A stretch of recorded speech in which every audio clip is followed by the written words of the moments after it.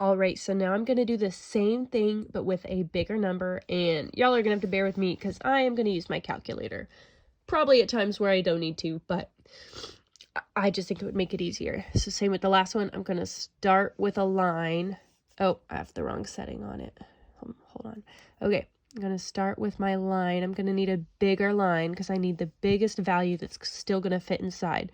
So 1, 2, 4, 8.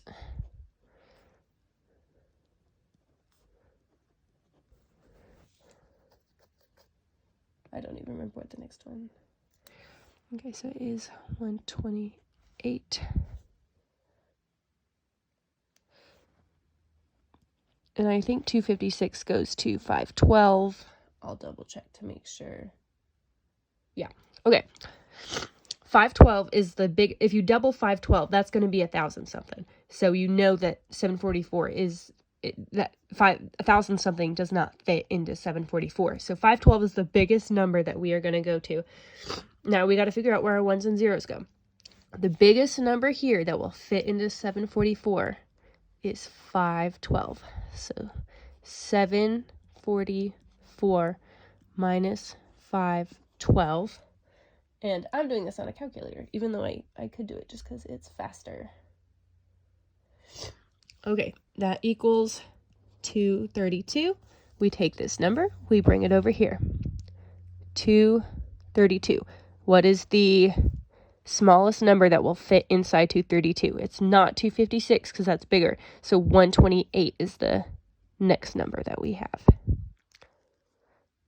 So 232, and then we subtract 128, and that equals 104. And now that we've used 128, we need to circle it. So we bring 104 down here. And we will, oh, I'm scooching over off my camera. 104, 64 is the next number on our line that will fit inside of 104. So I'm going to circle that. And we're going to, I don't know what number that's supposed to be. 64. And then 40. Okay, 32 is our next number that will fit. I'm going to circle that. So 40 minus 32 equals 8. So now we bring the 8 down. The next number that will fit is 8. 8 will fit inside 8. We just end up with 0.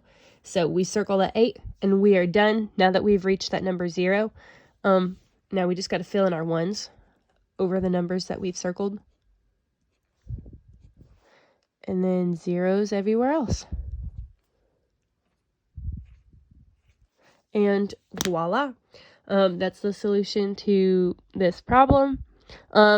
Say that, for example, just for a heads up, say that it was, we have some number here that equals 1.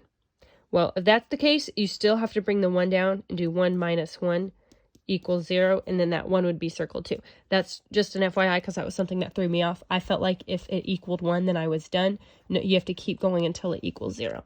But anyhow, I hope that this helps. I'm sorry I wasn't able to find the source. I think it's going to take too long for me to dig up my sources, so this might be a little easier. I hope I explained things okay. If you have any questions, feel free to reach out. I can try and find the video if I'm really bad at explaining this, so hope this helps.